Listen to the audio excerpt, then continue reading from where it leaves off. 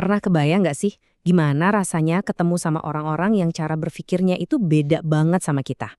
Nah, hari ini kita bakal menyelami sebuah catatan sejarah yang luar biasa dari Papua.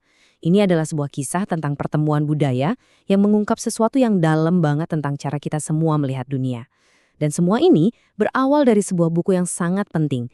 Sumber utama kita untuk pembahasan kali ini adalah buku karya F.C. Kama. Dan ini bukan sekedar cerita fiksi loh. Seperti yang ditekankan dalam kutipan ini, tujuannya adalah menjaga estafet sejarah dan kebenaran bagi generasi mendatang.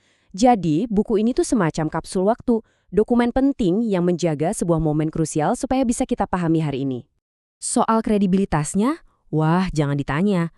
Kama menyusun karyanya bukan dari desas-desus, tapi langsung dari sumber primer. Ada laporan resmi para misionaris atau zendeling, dan yang lebih personal lagi, ada catatan harian atau dagsboeken dari para penginjil yang ada di lapangan. Artinya, ini adalah sejarah yang diceritakan langsung oleh orang-orang yang mengalaminya, benar-benar dari sumbernya. Nah, dari semua laporan dan catatan harian inilah muncul sebuah konsep yang jadi inti dari semuanya. Seluruh kisah ini tuh terangkum dalam satu frasa yang kuat banget, ajaib di mata kita.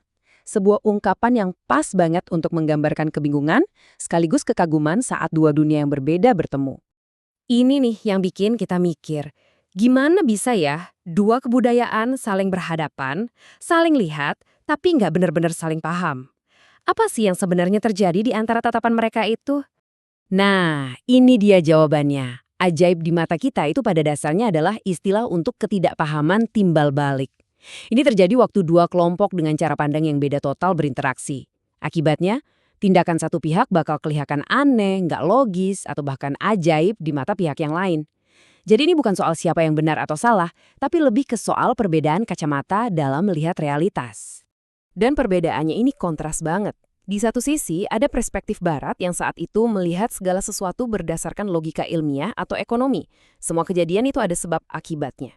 Nah, di sisi lain, bagi masyarakat Papua, tindakan itu akarnya ada di keyakinan spiritual dan leluhur.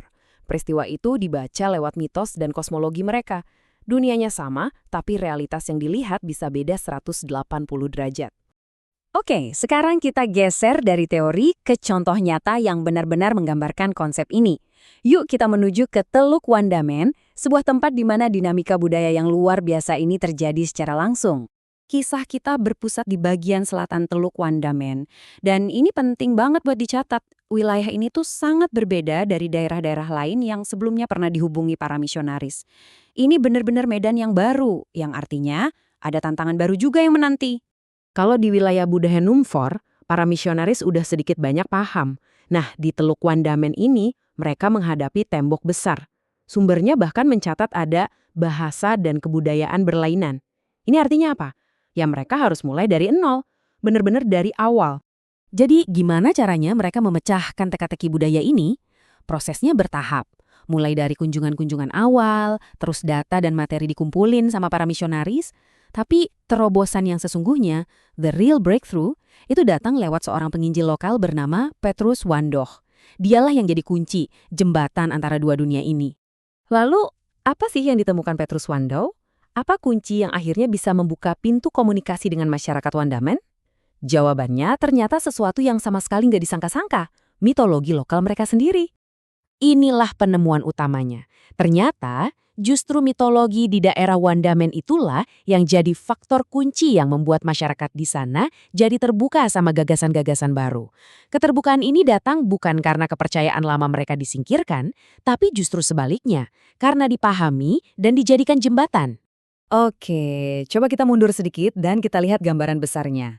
Kisah di Teluk Wandamen ini ngajarin kita sesuatu yang sangat relevan loh, bahkan sampai hari ini. Jauh melampaui konteks sejarah ataupun agama. Jadi, apa pelajaran utamanya buat kita semua? Ini bukan cuma cerita sejarah agama. Ini adalah contoh yang kuat banget tentang betapa pentingnya memahami keyakinan yang tertanam dalam di sebuah budaya kalau kita mau ada interaksi yang benar-benar berarti. Entah itu dalam bisnis, diplomasi, atau bahkan hubungan personal, prinsipnya tetap sama. Coba pahami dulu dunia mereka, Pada akhirnya, kisah ini meninggalkan kita dengan satu pertanyaan penting untuk direnungkan. Gimana caranya sebuah kepercayaan lama yang sering kita anggap sebagai penghalang justru bisa diubah menjadi jembatan, bukan tembok untuk sebuah ide baru. Kisah dari Wandaman ini membuktikan bahwa hal itu sangat-sangat mungkin terjadi.